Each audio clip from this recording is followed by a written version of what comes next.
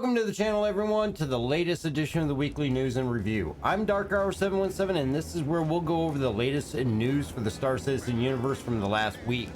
Before we get into everything though, if you enjoy these updates, do me a favor and hit that like and subscribe button and help me get the videos out to more people. I greatly appreciate it, and thank you to everyone that has already subscribed. Also, stick around to see how you can get entered in for a chance to win an Anvil Centurion with LTI and the Beachhead paint. As we proceed along in patch 3.17.2, we are seeing more and more of the bugs of this patch rear their ugly head. Though nothing really outside of the known issues, what we were only seeing occasionally seems to be occurring more often. This includes bugged elevators at several locations, including Everest Harbor, CRUL-1, Port Tressler, and several other stations. This bug has even accomplished making Grim Hex virtually unusable unless you're willing to EVA from one part of the station out and around to another, if you can even get from the hangar down to the lobby after landing. Other bugs that we seem to be encountering more often is the failed Mobi-Glass, which at times is accompanied by the headless character. This of course also tends to affect the inventory and the ability to equip items. Of course, there is an easy fix for this, and you basically can log out and back in and it should correct it, though on a rare occasion some have had to go into the character customization and make a change to their character, and that's usually fixed as well.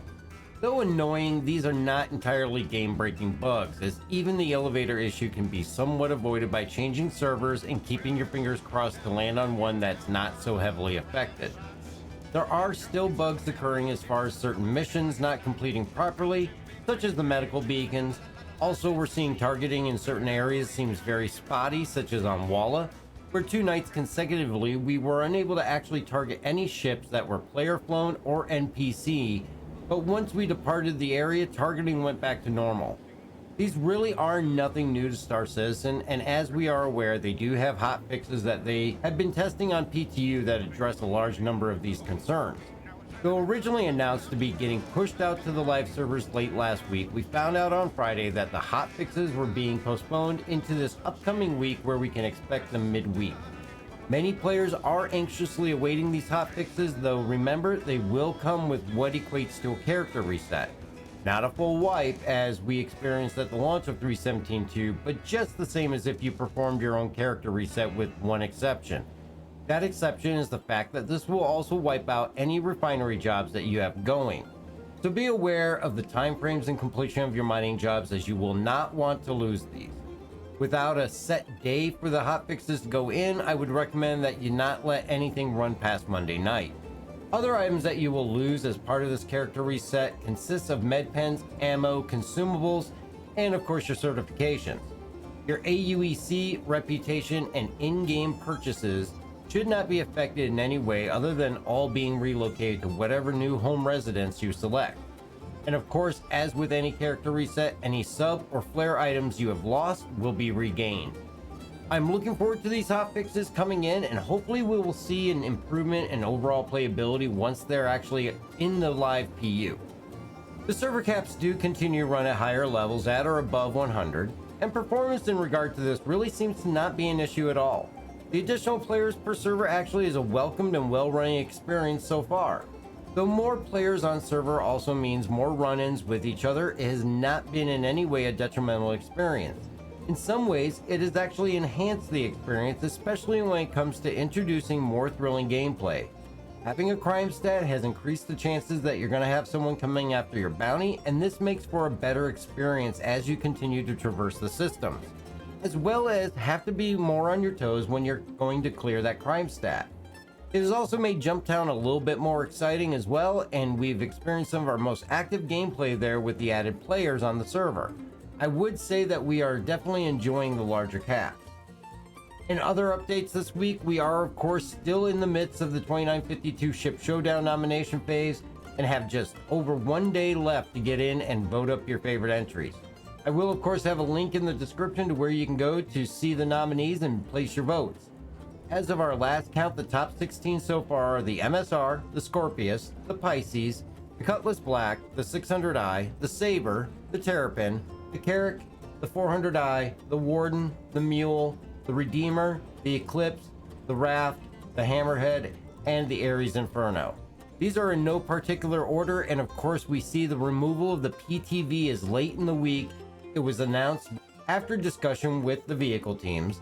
We've had to make the difficult decision to hold the Grey Cat PTV from advancing to Phase 2 of this year's Ship Showdown, and we'd like to explain a bit why. The PTV isn't set up for the current paint system, and it is also due for a full top-to-bottom rework in the future. Setting it up for paints now would require us to do so again once it's been reworked, and we prefer not to assign development work that would ultimately be a waste of resources. This being said, we cannot ignore the amount of love that has poured in for the PTV. Being the official first vehicle in Star Citizen, the PTV will always hold a special place in our hearts too. To honor the amount of effort the community has put in to elevate their favorite go-kart, we'll be creating a new unique paint for the PTV once the rework is complete that will be distributed to all backers for free. This, of course, is disappointing news to many that love the little golf cart, but also very understandable. And I really give credit for the in-depth explanation as to why it had to be pulled. This, as well as the gesture that once the rework is complete, they will be awarding all backers with a free skin for the Grey Cat PTV.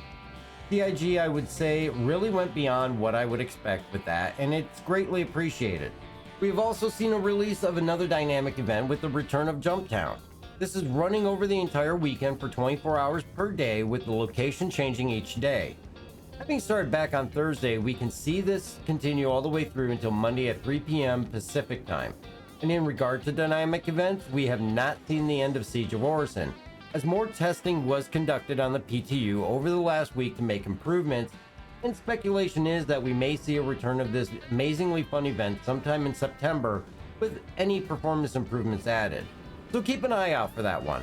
And no official word yet on a scheduled Xenothreat event launching, though many people are hoping this will be ran sometime during this lengthy testing phase of 3.18. This week we also received the latest in the Jumppoint digital subscriber magazine, and this edition begins with a look at Alpha 3.17.2 and beyond. This dives into patch 3.17.2 and all the new features, content, and vehicles that it brings in with it. This includes the Anvil Centurion, service beacons, illegal delivery missions, AI nav mesh, player cap increase, and much, much more. A very interesting read, and of course recommend checking that one out. This leads into the lore portion in which we get the Unification Wars, and this covers the time period between 2380 and 2384. Otherwise known as the Unification Wars, this was a time in which the formation of the UNE, or United Nations of Earth, a single Earth government that was to bring all the nations of Earth together to represent humanity as a whole, was finding that the anti-unification sentiments were creating pockets of people from the individual regions that wanted to fight to keep unification from holding. This covers the beginning stages through the Stanley Mutiny, a UNE Navy ship that went rogue and had long-term effects on the UNE Navy as small bands of anti-unification groups continued to use the UNE Navy's own ships against them, and then goes through the Siege of Syrtis, an anti-unification settlement on Mars, and finally the Battle of New York, which historians credit as the final standoff in 2384 against anti-unification groups. This also explains that the pockets of resistance later became the gangs of the systems, as the attack on New York really turned the public's opinion against them. After not being able to successfully attack the main UNE headquarters, they resorted to striking civilian locations. It is an in-depth look at this time period of conflict in the lore, and a very interesting read for sure. After that, we do get a look at a highly anticipated piece of subflare, the Zeus suits. These were shown on an Inside Star Citizen a couple months back and are a NASA-style spacesuit, much like what we see today. When first shown, they create a lot of excitement for their classic look to even the spacesuits of the 1960s and days of Apollo. Well, they are finally here, and we will see them with September's subscriber flare. Made in 3 colors, white, gray, and orange, subscribers are going to actually receive 1 or 2, depending on your subscription level, around the first week of September. And the third will be available for pledge in the subscriber store, as will all 3 if you're a subscriber and want additional sets.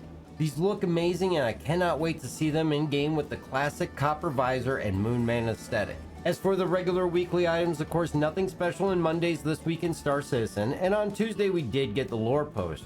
And this week it was the lore makers community questions. This is where they scour the Ask a Dev section for questions pertaining to the lore and background of Stanton and the Star Citizen universe. They go through and answer several questions in regards to the gangs of Nyx, architectural design of the reign of the Imperators, botany throughout the verse, historical ships, symbolism of the UNE and UPE logos, and more, including one interesting question about the lore of the Ninetales. All the questions get very in-depth answers, and if you're a lore fan, this is a must-read for you for sure. There will be a link in the description if you want to check that one out.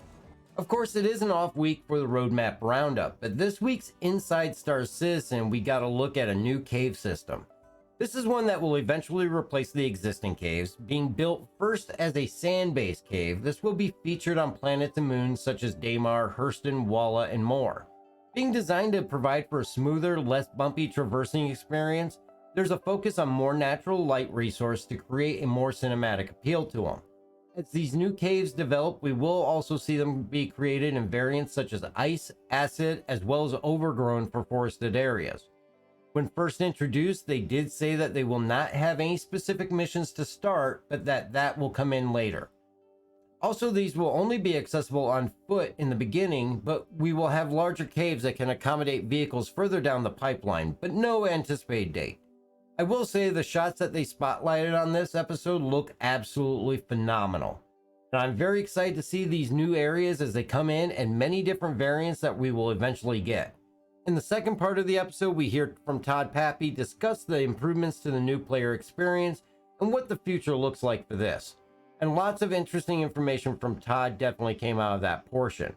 I definitely recommend everyone check this episode out, especially just for the cave information alone, and I'll have a link in the description if you want to see that. And that about concludes all the updates for this week, as there was no Star Citizen Live. One thing that is available though is on the RSI website. If you're in the market for a head tracking device, they're offering 20% off the Tobii eye tracker, which is an excellent deal. I will have a link in the description for that. I use it myself and it is absolutely amazing. I hope everyone enjoyed this week's updates though, and feel free to leave a comment, let me know what your thoughts are. And also remember to get your entries in for the giveaway of the Anvil Centurion with LTI and the Beachhead paint. Just subscribe to the channel and leave a comment on any video to automatically be entered, and you can also get a second entry by heading over to Twitch and giving a follow over there. You can also catch the stream every Wednesday, Friday, and Sunday night at 7 p.m. Eastern Time as well. Winner for the giveaway will be drawn on September 1st. If you'd like to help support the channel, check out the join button above where you can get a membership for as low as 99 cents. Visit the merch store or even give a super thanks on the button below the video. I greatly appreciate it, and it all goes right back into our giveaways. And everyone, please be safe out there, and we will catch you in the verse.